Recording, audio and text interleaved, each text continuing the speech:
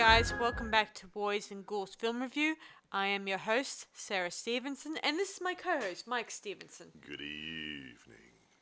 And tonight we will be reviewing the movie Daniel Isn't Real. So, where do you want to start, Mike? Well, okay, we could introduce the movie and what it is. It's a psychological horror film. I believe it's been written and directed by a guy called Adam Egypt Mortimer. I believe it also has been at a film festival early in 2019, and it is now available digitally. I believe, more further, that it is on DVD as well as other platforms. Yes, quite. So you should be able to get a copy of this really easily. Note, do not try to download it illegally.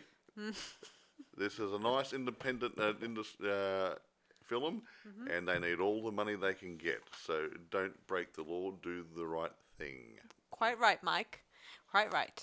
I think I've put it succinctly. Yeah, as you guys know, I've been approached by the distributors to do this review, so this is a rather extraordinary thing for me. It's a bit different now. Normally we clown around a little bit and have a bit of fun, but we're going to be a bit more serious about this. Do the right thing by the distributor and the filmmaker, the director, and everything. The distributing guys are called what are the names they're called? Where is it? Where you got it written down there? Where's it? Rialto Distribution. Yeah, these guys are in Australia, so they're Australian-based distributor guys. So there you go then. So you can find them on Facebook and other social media platforms, and probably a website. Yeah, exactly. Yes, it's good to have a local, homegrown one for a change, isn't it? Instead of, say, we've got some guy over in Yugoslavia doing it or something or other. It's always good to have friends in Australia. Well, we are Australian based, so it's good to have some local people here occasionally. Movies and or distribution companies and whatever involved in it. Yeah, so this movie was produced. By the Spectre Vision Company. That's run by. Where's that one? No one. Where? Woods Production Company. Oh, no, Elijah Woods. Yeah, Elijah Woods. I know that name. Where's Elijah Woods come from? He was the main star in Lord of the Rings. Oh, that's right, little Hobbit guy. Frodo. Yes, right, I knew you. Yes. I guess he decided to get himself into the production company business. I wonder if he's grown up now. Probably. Well, he was a bit short before. He's about 3 foot tall as a hobbit. Yes. So let's just dive into the movie itself. So the movie is about a young boy named Luke, and his parents are contemplating divorce. Maybe. Yeah, something like that. It's not very nice. It's for a little child. How old is he? About 7 or 8 or something? He could be about 9 or 8, I think. Estimate. He wasn't very old, anyway. Yeah, and it's traumatising. Yes, and the most traumatising thing, aside from that, is that he encounters an accident, and somehow that also brings him his imaginary friend to being. Well, let's expand on the accident. There was a shooting at a local cafe. And about the same time, our young fellow runs out of the house to get away from mum and dad, and he comes past the cafe and he sees a dead body there. Now, about the same time, this little boy appears to him, Daniel, and they become friends. Yeah, just so you guys know, Daniel is played by none other than Patrick Schwarzenegger. Which is Arnie's little boy. Yeah, Arnold Schwarzenegger. Yeah. How cool. And actually, he does a pretty good role. I mean, he's not a superstar, but gee, he's got a lot of presence on stage, on film and everything. Agreed. He's quite good actually. I think so anyway. I agree. I like Arnie, so but I like Arnie because he's big and bulky and does all those action hero stuff. But his son might actually be a good actor. Yeah, when I see him in this movie, he reminds me. His character puts me in mind of a cross between Drop Dead Fred and what was the other character we were discussing earlier? I think Donnie Darko. I haven't seen the movie. I've heard about it. Where this guy had this imaginary rabbit as a invisible friend, and I believe the rabbit was a demon or something or other. So I think it borders on something like that. But we'll explain more as we go through it. Okay? Yes. So the boy in um, Daniel and Luke, they kind of became best friends and did all the normal things you normally expect a kid at 8 would do. You Yeah, know, they play together, talk and together, hang out had and, play sword fights, all that yeah, this stuff. little boy didn't have too many friends. I don't know if he's picked on at school or anything, Yeah. but he was very introverted, maybe that's the word. Possibly introverted, a bit shy, and so he needed a friend. And when his mum and dad were having marital troubles, where do you go to? You go to an imaginary friend where it's nice and safe and warm and fluffy. Quite. So, after a while, things are kosher and nice and cool, but then something really awful happens. I won't tell you what because I don't want to give you way too many Yeah, too many spoilers. things, yeah. But needless to say that the imaginary friend encourages the little guy to do something not quite right, which is quite harmful. Yeah, and this kind of dangerous. and he's So, and this is where the mother suggests that he locks away his friend inside his dollhouse. grandma's dollhouse. yeah, Now yeah. this dollhouse is very I think while it's a solid three-dimensional dollhouse, but I also think it's the part of Luke's brain that's somehow after he cuts Luke off, like he locks him up. I think that part of his mind went with him. Yeah, That's my magic. Yeah, That's part my. of Luke's point. We think, we don't know, but like I said, it's some of these sort of movies make you relieve a few little things out to make you think and fill in the blanks yourself. Yeah. And you can speculate on many things. Yeah, and as Luke, I think he's 19 years later in this next Yeah, he's scene. probably late teens, early 20s, Yeah, somewhere and around there. Yeah. In this one, he's withdrawn. He doesn't socialize. He's become not very confident in He's himself. become less confident. He's everything that you expect from a character who feels like he doesn't feel Totally he withdrawn from belongs. society, shy around girls. Again, no friends, no confidence, image problems, all those, all the negative things Yeah, you would and think he a teenager dreams. could go through. He was going through. In one scene, I did notice that he's drawn to photography, and I think that part of him wishes to get into that sort of thing, but something is holding him back. Yeah, confidence probably. Maybe his confidence, maybe his creativity. Maybe Yeah. that's one part of him that was locked away. Well, that's it. Yeah, maybe that creative part was attached to this Daniel creation. Yeah. Who Yes. knows? Yeah. Anyway. His psychiatrist guy tells him, maybe you should try to open up that part of you to. Yeah, open up his imagination, that part of his brain, and bring Daniel back out into the real world of, I say adulthood because he's not a child anymore. No, he's and that way he can come to terms of what Daniel was, just an invisible playmate. But that's when things go wrong. Yeah, so this Daniel is the Patrick one. The other one was a little boy. So this one is done by Patrick, The adult ones, the adult Patrick version. Schwarzenegger. Yes. So I kind of rambled on there about that. Yeah, that's okay. We often ramble on this place. But Yeah, true. So So anyway. he acts Daniel acts a bit like, as I said before, like Drop Dead Fred, and he pulls pranks. He tries to encourage He tries to be Luke's friend by showing him a good time. And encourage him to get out of himself a bit more and to chat up girls and do things. And Yeah, and it's really interesting. But then again, it shows more of a darker path in some of the scenes. It's a little bit naughty to start with, then it gets a little bit naughtier, and then it starts to get more evil, sort of sneaks in gradually, doesn't it? Yeah, it was very eerie. I'm a little amazed in that movie sometimes when I watched it. Especially like the colors palette they used in this film. There was a mixture of symbolism when you look at it. Like there's a few night scenes where it used a lot of reds reds and and stuff, and blacks. Subliminal. Well, blacks obviously. Subliminal suggestions using colour palettes. Is that right? Yeah. Yeah, like in the reds, they symbolize danger, seduction, and a bit of The sleazier side of life and the and danger. And, well, I don't see it as but sleazy. then again, I look, say it as no, a it bit is. of It is. wildlife style about it. Yeah, but you have to see. I mean, your red lights simply be outside a brothel. Red lights indicate nightlife. Like you just said. But it also makes you hungry for something. He's looking for something, and the red light makes you want more of something. Whatever you're looking for. That's why McDonald's uses it. Quite. Because the gold in McDonald's, the golden arches, is a quality symbol in people's heads, and the red is to make you hungry for something. Yeah.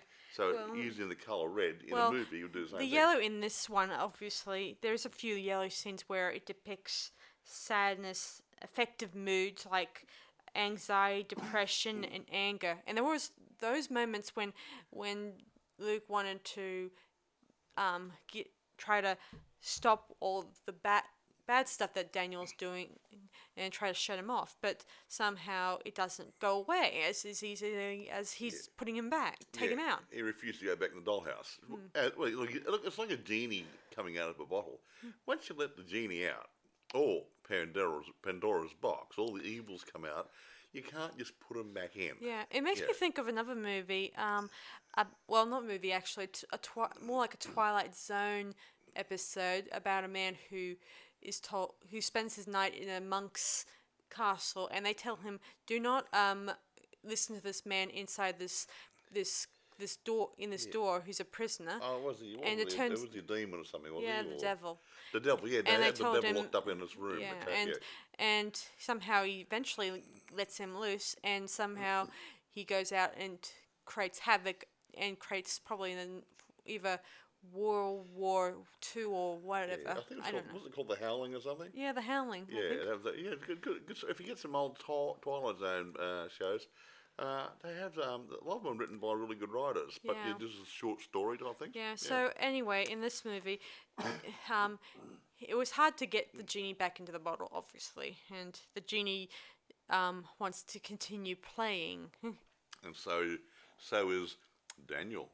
He's exactly the same as the genie. He doesn't want to go back in, been in that dollhouse for too long, not going back, no matter what you say. Yeah. Anyway, let's move on to Daniel, not the genie, okay? Sorry. But it does make me think of those types of things. But once you let him out, it's hard to put him back in. It's like Ouija boards and stuff. You got to put the spirits to rest. And what's the guy's name? Not Daniel, that guy. Luke. Luke, yeah. Luke is he doesn't know how to control Daniel. Daniel seems to be trying to take over, and Daniel's trying to live a material life, physical life, through Daniel. I think that's the way I see it anyway. Yeah, well, he did give him advice, and sometimes he spoke through him and gave him answers here and there. Like in one scene, you see him in class together, and you see this in the trailer, and you see him pull off his shirt, and he's got a lot of equations written all over his body. All the answers written on his body. Now, hinting that he's going to help him probably get past math or science. I'm not sure what it is, but I've never been to school. It looks like science, I think. I don't know. Yeah, anyway, he... It really doesn't matter. He did help him, though. Yeah. And he thought, he's my friend, he's helped me out. He wasn't really. Yeah, so this is another side to what I told you guys about how this... how I explained this might be another half of Luke's mind that's with this Daniel being. I think there's a link. Yeah, there's like when Luke pretty much locked him away, as I said, he locked away half of his mind with him, which kind of made him more intelligent and more knowledgeable. Yeah, you got your left hand brain thinking, your right hand brain thinking.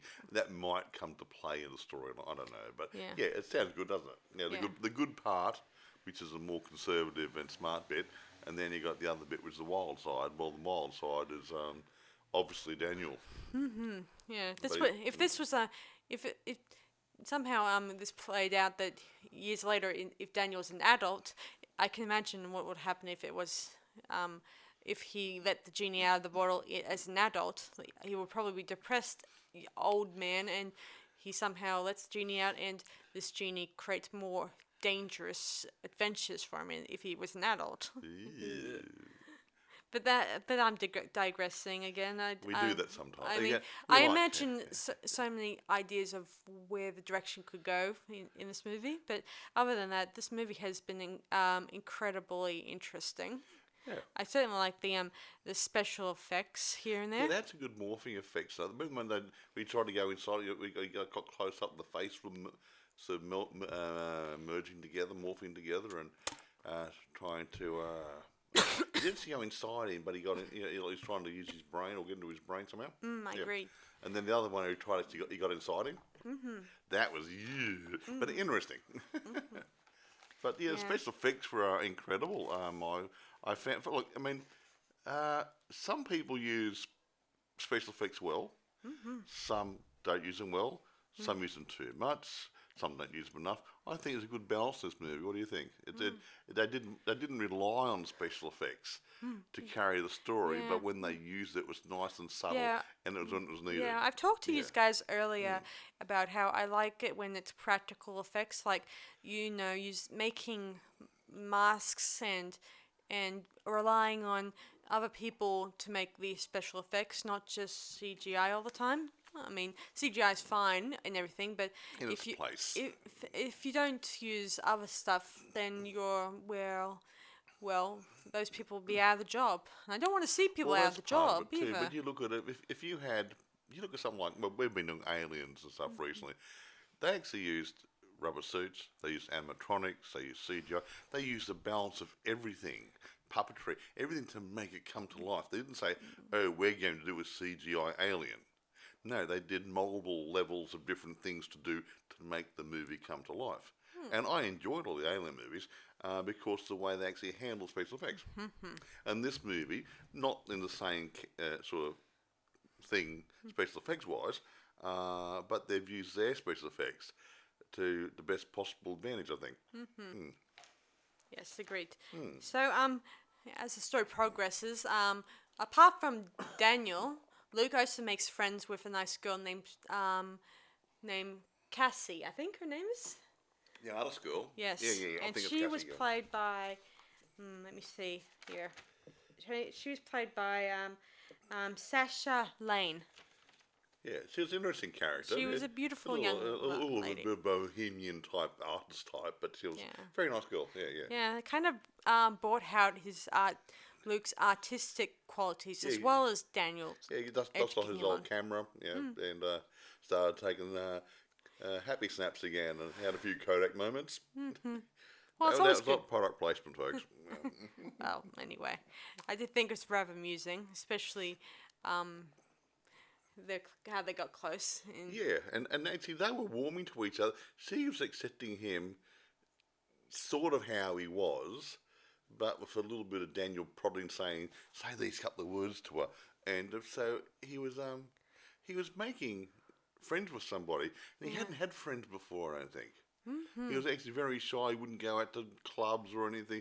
I think he had social anxiety and different things because he'd get in there and didn't he go into a club there and he passed out on the floor because he couldn't stand it? Yeah. Yeah, so I think he had a really major social anxiety problem. So, but he found this girl who was kind and sympathetic and yeah, in the end, well, it never works out, does it? Nah.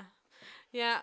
Again, guys, we're not going to tell you the ending. I don't want to tell you. We'll tell you a bit more about the movie, but we'll leave the ending up to you to watch when you buy the DVD. So. Or rent it. Or rent it. There's both. Yes. So as I said before, Daniel starts getting a little bit more on the edge of his nastiness. He's what? Well, he starts acting, like more possessive. And Oh, stuff. yeah. Daniel's really a control freak in the end. I mean, he gradually, the evil's building up, and he was really, really wanting to be in control of Luke and make Luke do things Yeah. like a puppet. I want you to go and do this my way, Yeah, and it indicates in this movie that Daniel is more than just imaginary friend. He's not. He even I think that it later explains that this is well, as we said at the beginning of this podcast episode, that he was on another guy committed suicide, and that person. Well, I guess he got shot. Well, In the I think. cafe. Yeah, I think Yeah, he got shot, but he was doing things that were out of the ordinary. Yeah, he was being controlled by A certain force. another In- entity, which was we believe Daniel. Yes, and Yep. Luke discovers this, and he goes to the boy's Father? Yeah. I think. Father, and grandfather, or whatever. father, Man. I think, Man, and father, yeah. and he tells him that his son had problems of his own, like social issues, and having dealing with an imaginary friend of sorts. Yeah. And I went to, but it gets more. It's the more interesting part was that Daniel later reveals that he's a traveler. Yeah, but we don't know whether he's an alien. We don't know whether he's a demon. We don't know exactly what Daniel is. He is something. He is some sort of entity who is a bit like a parasite. Yeah, I think that psychotic parasite was described in Wikipedia. Ooh, very nice. I think that was the word for it I looked for. Okay, Yeah, cool. I think it was the word. Possibly. Anyway. Yeah, so he much later on in the story, we even found objects that link that maybe he's been around for quite a long time. Yeah, because when one part of the movie, Luke gets trapped in the dollhouse by Daniel, and there seems to be a bit like going into an old museum, an old castle type thing, and he's looking around, and there's display boxes of things from previous owners or hosts. Host, whatever, and things they might have gotten up to. I think there was even was even a battle axe in one shot I seen, which could indicate that he might have been around since the medieval period. And there was a demon inside the dollhouse, even though Daniel wasn't there. A demon or an alien, possibly a demon.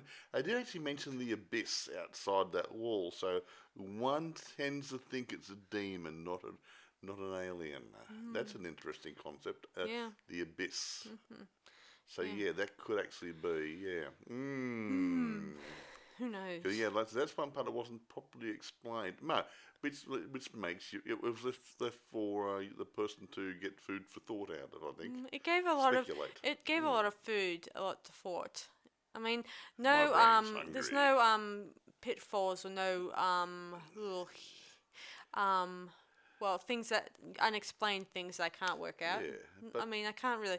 I mean, there is things to be to try to understand, but other than that the rest of the story seems straightforward and to the point. But I think it was written that way. In a good way, guys. Yeah, to make you say, ooh, I wonder what that is. Yeah, so hence we're talking about it. We're not really sure. Yeah, so I kind of liked the movie. It challenged me in a good way, and it for a psychological thriller, I think it held its own pretty good. Yeah, it had a lot of water to it. Psychological horror film. Yeah, good storyline. What do you reckon? I agree. It came together quite nicely. Yeah.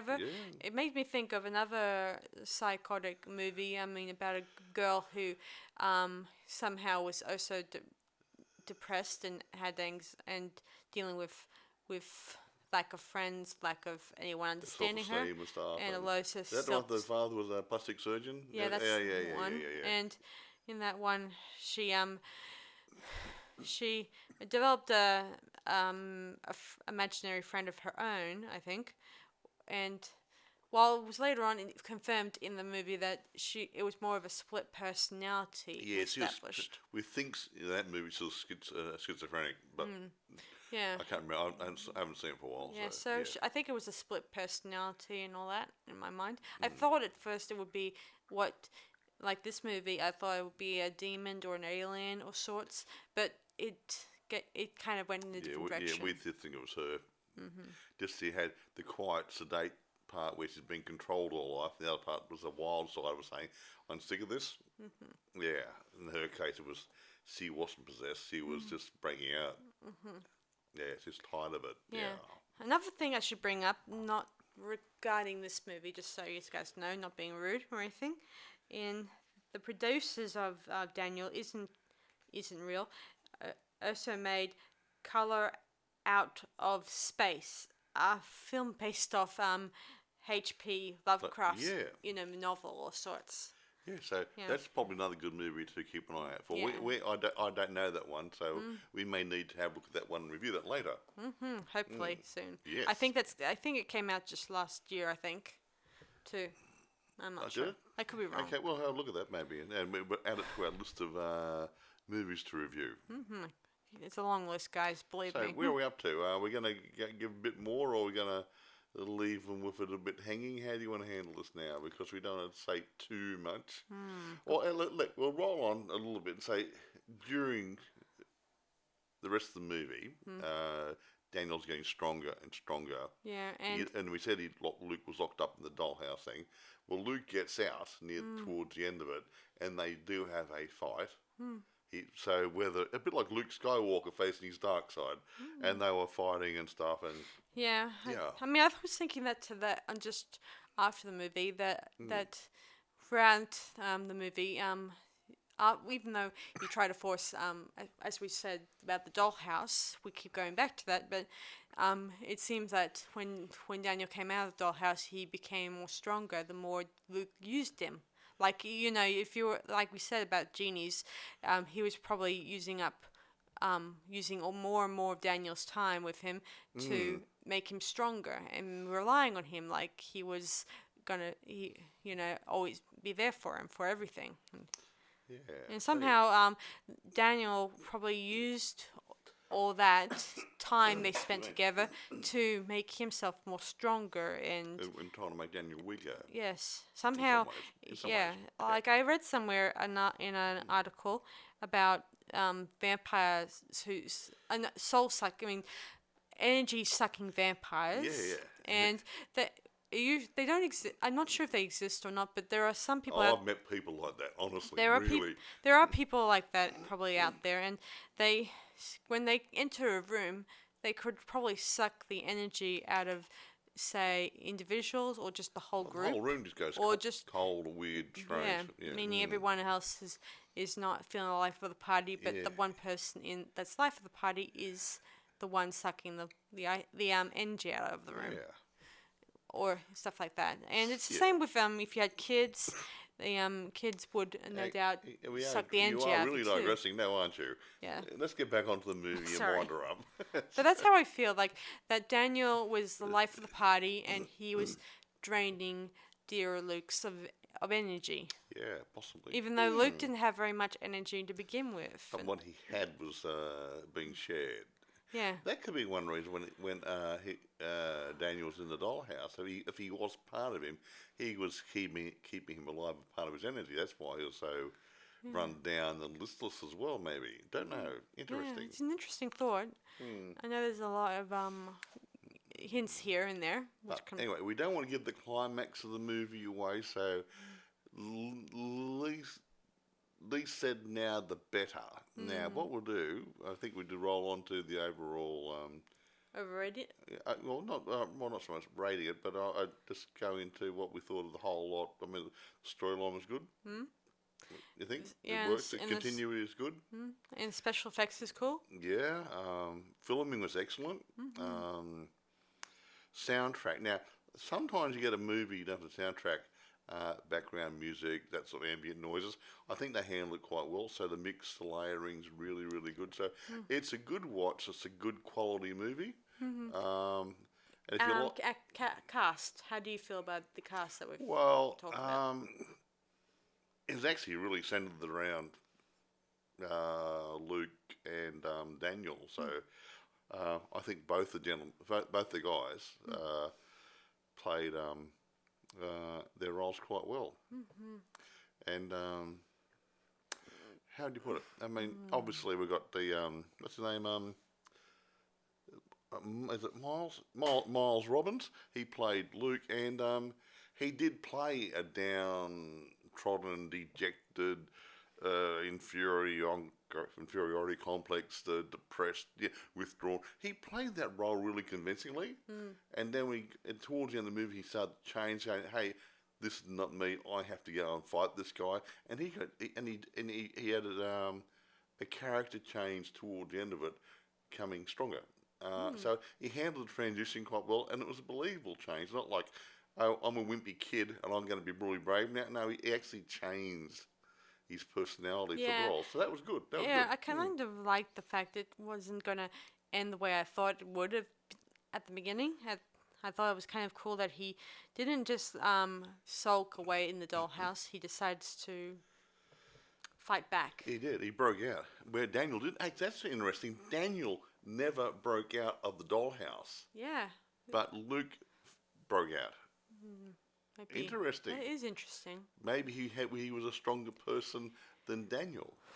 Who knows? And that's why Daniel came to well, I won't say the end of it because I want you guys to see it. Let's say Luke came up like a hero towards the end of it for himself and the people around him. How's that? Yeah, but he didn't survive, unfortunately. Dad, that's revealing that part. It's probably on the internet. I mean, yeah, it is on the internet. So, but the Daniel cycle starts again with him again. So you know, like he's not, not gone, but he's gonna seek out and probably a new host or something. Yeah, because I don't know, because that demon he saw in the dollhouse. He saw that in there, and Daniel was outside, and then the demon, or whatever it was inside the dollhouse, came out after Daniel's demise, and he came out the same way Daniel came out, and then he jumped into the abyss. And that's where Daniel came into the real world. So I'm not sure. I left that up for your imagination, like I think Sarah's interpretation. Yeah. Quite Interesting. It's quite Now, interesting. I don't know if we should actually grade this numbers in this one. I just think it's a great movie. I think so too. But we should rate it. Like, okay. so it will be fair out there to you. Because we know, actually, we're going to put this on Sarah's podcast group anyway. So we might as well rate it the same way we rate the ordinary ones. Yeah. I reckon, now, this is not a big Lucasfilm production. It is not one of those big Warners or anybody else. This is independent, and he's done, well, I believe it's independent, and for what it is and what he's done as an independent, I think it's marvellous. I'm going to give it, and I don't normally do this, I'm going to give it 9.5, even bordering on a 10 for what it is. Because I like psychological thrillers, I like horrors, and the mix is quite good in this movie, and everything seems to work. Yeah, I agree with Mike, and so I give it a 9.5. Out of 10 too. Well, there you go then. So, to those guys who are distributing it, we salute you. Well, I'm not saluting them. I'm saluting the guy who actually wrote it and directed. Yes. He did a good job. There's that too. I mean, what's his name again? Adam Mortimer. Yeah, Adam Mortimer. Fantastic. Yeah, so Adam Mortimer, keep up the good work and keep working hard. We await your next production. Yes. So do you want to sign off now? Yeah, we might as well sign off now. Yeah. So thanks for listening to our latest podcast. Till next time, we'll look forward to any more upcoming movies and newest and old movies. We love, as I said before, we love re-watching old films as well as new stuff. So follow us. Continue following us if you can. Sometimes we'll do something really, really, really old too. So if we see a silent movie we think is really good, you'll get a silent movie, okay? Yes. And don't go groan, okay? Yeah, because bear in mind, guys, old films are just as part of film history as anything. Yeah, they certainly are. There's damn fine old movies, pre-sound. I won't go through a list of them now. There's too many of them. But there's brilliant producers and directors back then. The acting wasn't as good as it is now because they're all stage-type people doing it. But if you can overlook that, some of these movies bring so much imagination. Everything else takes you into, oh, well, take Metropolis. That takes you into a totally dystopian, futuristic world, and it worked really good. Yeah. Yeah, Wow. so Yeah. thanks for listening, guys. So until next time, this is Sarah Stephenson saying, "Oh." See you next time, guys. Bye. Bye.